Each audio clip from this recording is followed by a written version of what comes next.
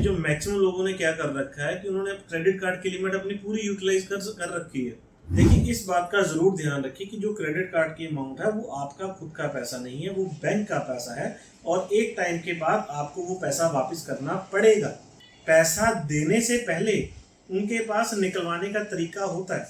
जब भी वो रिकवरी करेंगे इंटरेस्ट समेत। इससे सस्ते रेटों पे तो बैंक आपको लोन दे देता है। तो मैं आपको ऐसे 5 रास्ते बताऊंगा जिस तरीके से आप अपने क्रेडिट कार्ड के ड्यूज भी क्लियर कर लेंगे और आपको कम से कम इंटरेस्ट पे करना पड़ेगा। अगर आप एक क्रेडिट कार्ड होल्डर हैं तो आपको ये तो पता है कि उसके आपको एक स्पेसिफिक लिमिट मिल जाती है, क्रेडिट लिमिट मिल जाती है। वो आपके सिबिल स्कोर पे डिपेंड होती है कि आपको 1 लाख की लिमिट मिलेगी, 2 लाख की या 3 लाख की। ठीक है, आपको चाहे वो लिमिट मिल गई लेकिन एक्चुअल में इन रियलिटी वो अमाउंट तो बैंक की है, वो पैसा तो बैंक का ही है।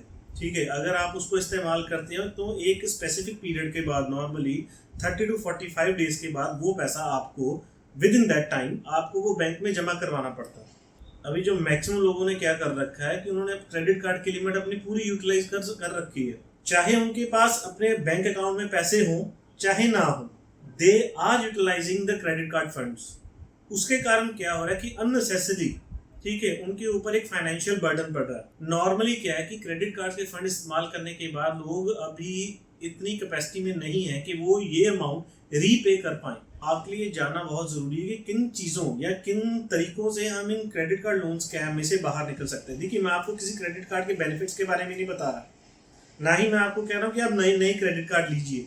मे बी ये हो सकता है क्रेडिट कार्ड आप में से किसी ना किसी के लिए यूजफुल भी हो। देखिए, कई बिजनेसमैन होते हैं, they get issued the credit card, ठीक है, और उसके कैशबैक पे खेलते हैं। मतलब जितनी अमाउंट यूटिलाइज करते हैं उनको आधा % 1% या 1.5% कैशबैक आता है। ठीक है, वो अपनी इनकम के तौर पे उसको इस्तेमाल करते हैं, उनके लिए बेनिफिशियल हो सकता है। लेकिन otherwise for a salaried person, ठीक है, जिसकी सैलरी कम है लेकिन वो लग्जरीज अफोर्ड करने के लिए क्रेडिट कार्ड का अमाउंट इस्तेमाल करता है, वो उसके लिए बहुत गलत है। सबसे पहले हम बात करते हैं 5 उन गलतियों के बारे में जिनके कारण नॉर्मली लोग क्रेडिट कार्ड के लोन ट्रैप पे फंस जाते हैं। सबसे पहला है मिनिमम अमाउंट ड्यू पे करना। अभी ये मिनिमम अमाउंट ड्यू क्या है? क्रेडिट कार्ड बैंक्स आपको एक अमाउंट ऑफर करते हैं। सुपोजिंगली आपका 50,000 का क्रेडिट कार्ड का ड्यू है तो आपको बैंक बोलता है कि आप एक काम करिए, आप मेरे को सिर्फ इसका मिनिमम अमाउंट ड्यू, जो कि अराउंड तकरीबन 5% होता है जो आपकी ड्यू अमाउंट होती है, ठीक है, उसका वो 5% बनेगा अराउंड 2500 कि आप हमें 2500 पे कर दीजिए। हम आपका ना तो सिबिल स्कोर को हिलाएंगे, ठीक है, और ना ही आपको लेट पेनल्टीज डालेंगे। नॉर्मली लोग क्या करते हैं, वो 2500 पे कर देते हैं। क्यों? क्योंकि उनकी जो फाइनेंशियल ऑब्लिगेशन है वो नेक्स्ट मंथ पे शिफ्ट हो जाती है। अभी मान लीजिए आपके 3 क्रेडिट कार्ड ड्यू है, एग्जाम्पल के तौर पे आपके 3 क्रेडिट कार्ड ड्यू है, तीनों का ही 50,000 पेंडिंग था, आपने तीनों का ही 2500 ईच आपने पे कर दिया। देखिए, 2500 तो आपने पे कर दिया, बाकी आपका रह गया 47,500। अभी जो ये 47,500 की अमाउंट है, इसके ऊपर बैंक अपना इंटरेस्ट चार्ज करेगा 36 से लेके 48 में 36 to 48% the bank charges you as interest. वो एज आपको इंटरेस्ट चार्ज करेंगे इसके बारे में। अभी 47,500 का अगर आप 3 से एवरेज में निकालेंगे तो 3,000 के ऊपर की अमाउंट आपको एज अ पेनल्टी और या फिर आप एज ए इंटरेस्ट आप कह लीजिए, आपको इंटरेस्ट चार्ज हो गई। आपने पे करा 2500, आपको उसके ऊपर खर्चे पड़ गए 33 हो गए। तो ये मेरे हिसाब से ये तो बहुत ही वर्स्ट फाइनेंशियल डिसीजन है। इससे सस्ते रेटों पे तो बैंक आपको लोन दे देता। तो जब भी आप कभी पे करें, अगर आप क्रेडिट कार्ड यूज करते हैं तो कभी भी मिनिमम अमाउंट ड्यू की तरफ ना जाएं, ठीक है। इफ यू कैन पे, ठीक है, तो पे द फुल अमाउंट। अभी दूसरा ये है कि एक क्रेडिट कार्ड का लोन पे करने के लिए आप दूसरे क्रेडिट कार्ड से अमाउंट निकाल के वहां से पे करेंगे। ये बहुत ही मेजर इशू है और बहुत ही कॉमन चीज है जो most of the credit card holders are doing.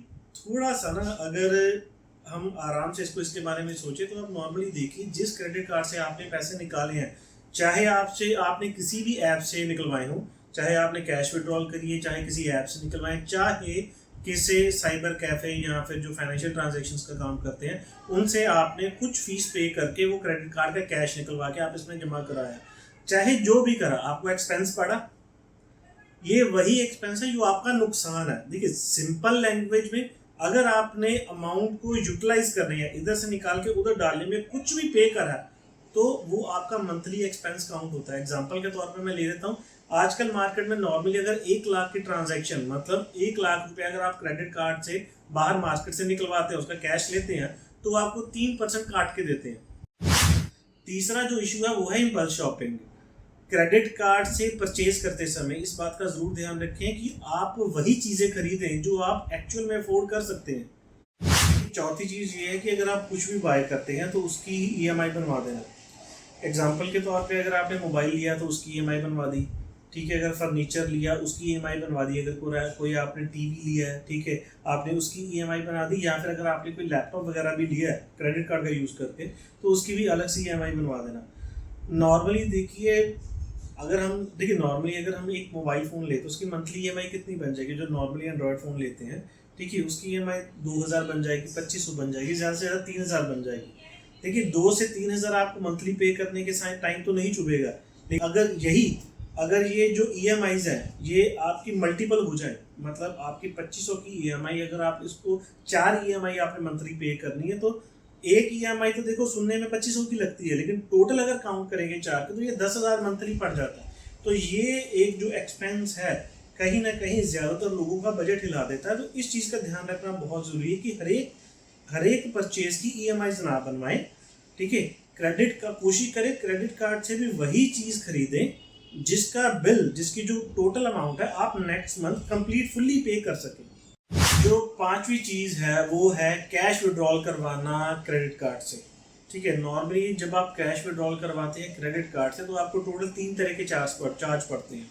सबसे जो पहला चार्ज पड़ता है वो है कैश एडवांस फीस, ठीक है। मतलब आप जो कैश निकलवाते हैं नॉर्मली 3 से 4% आपको मंथली या वन टाइम आपको एक चार्ज पड़ता है।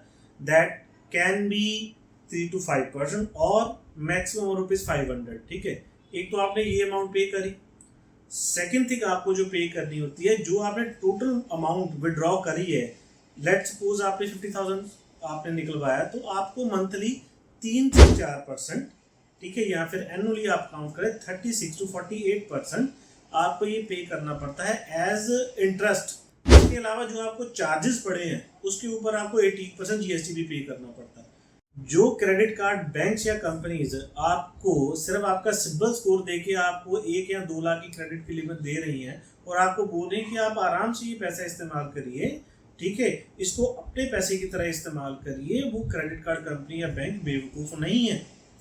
पैसा देने से पहले उनके पास निकलवाने का तरीका होता है, चाहे वो जो बैंक रिकवरी एजेंट्स के थ्रू निकलवाएं आपको डरा धमका के, या फिर लीगली कोर्ट में आपको केस करके वहां से रिकवरी करें।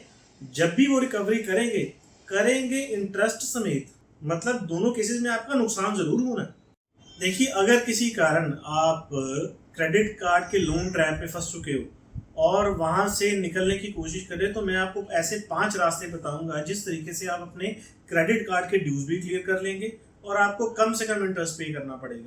सबसे पहला तरीका है कि क्रेडिट कार्ड के ड्यूज क्लियर करने के लिए कोई फ्रेंडली लोन लें जिसपे आपको कोई इंटरेस्ट ना पड़े।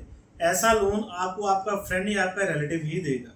इससे आप जो पेनल्टीज और इंटरेस्ट क्रेडिट कार्ड कंपनीज को पे करें वो आपका बच जाएगा। सेकंड तरीका है कि अगर आप कोई फ्रेंडली लोन किसी भी अपने फ्रेंड या रिलेटिव से अरेंज नहीं कर पा रहे, तो ऐसे केस में you opt for a personal loan. आप कोई पर्सनल लोन लें, क्योंकि नॉर्मली बैंक्स जो होते हैं एक पर्सनल लोन के ऊपर 10 से 12% साल का ब्याज चार्ज करते हैं। मतलब मंथली जो इंटरेस्ट आपको पड़ेगा तकरीबन 1% होगा। वही जो क्रेडिट कार्ड कंपनीज वो 3 से 4% मंथली आपको चार्ज करती हैं। थर्ड है, अगर आप किसी भी कारण मान लीजिए फ्रेंडली लोन लेने या पर्सनल लोन अवेल करने में असमर्थ है या आपको नहीं ले पा रहे, ठीक है, तो ऐसे केस में मैं आपको सजेस्ट करूंगा कि अपनी नंबर ऑफ ईएमआईज को कम से कम करें। मतलब मान लीजिए आपके पास 3 क्रेडिट कार्ड है, तीनों क्रेडिट कार्ड में कुछ ना कुछ आपको क्रेडिट बैलेंस अवेलेबल है जो अनयूज्ड अमाउंट है। ऐसे अनयूज्ड अमाउंट को किसी 1 या 2 क्रेडिट कार्ड में इकट्ठा करके, मतलब उनकी जो पेमेंट जो ड्यूज है वो कम्प्लीटली क्लियर करके उनको बंद करवा दें, उनकी अलग से ईएमआई शुरू ना करवाएं, और जो रिमेनिंग अमाउंट है उनकी आप ईएमआई बनवाएं, और वो उतने लॉन्ग टर्म पीरियड के लिए बनवाएं जिससे आपकी ईएमआई अमाउंट कम से कम हो और आप आसानी से पे कर सकें। चौथा और सबसे मेन तरीका, अपनी आमदनी बढ़ाएं। कोई भी अपना इनकम का नया सोर्स पैदा करें। जो आपकी इनकम बढ़ेगी उस बढ़ी हुई इनकम से आप अपने क्रेडिट कार्ड के ड्यूज क्लियर करें और जितनी जल्दी हो सके उसको क्लियर करें। पांचवा तरीका जो नॉर्मली मैं कहूँगा कि लोग गलतियाँ भी करते हैं, एक क्रेडिट कार्ड का जो पेंडिंग अमाउंट है उसको क्लियर करने के लिए किसी दूसरे क्रेडिट कार्ड से अमाउंट निकालेंगे और उसका बिल पे कर देंगे। ऐसी गलती आपने नहीं करनी। ऐसे केसेस में जो आपको चार्जेस पड़ेंगे वो आपका टोटली नुकसान होता है। ऐसी कोई गलतियां ना करें। इन 5 तरीकों का अगर आप ध्यान दें, इनमें से कोई ना कोई तरीका आपके काम ज़रूर आ जाएगा। मोरओवर, अगर इन 5 तरीकों में से कोई भी तरीका आपके काम आता है तो ऐसी वीडियो अपने नोन या फ्रेंड या रिलेटिव को शेयर करें जो इस तरह की दिक्कत का सामना कर रहा हो। फाइनल में मैं आपको सजेस्ट करूंगा कि क्रेडिट कार्ड का इस्तेमाल कम से कम करें। अगर आपने करना है तो समझदारी से करें। अपना ध्यान रखें।